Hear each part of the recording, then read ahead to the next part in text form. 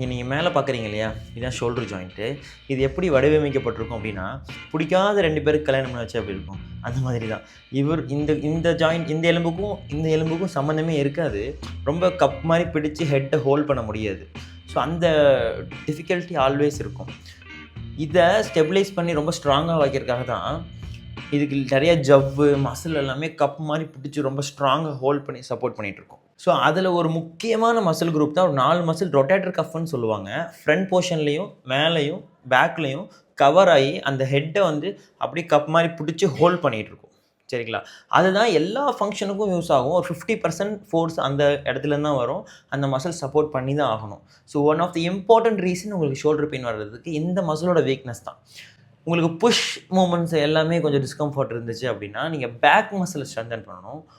புல் மூமெண்ட்டில் பிரச்சனை இருந்துச்சு அப்படின்னா ஃப்ரண்ட்டில் இருக்க ரொட்டேட்டர் கஃப் ஸ்ட்ரென்தன் பண்ணணும்.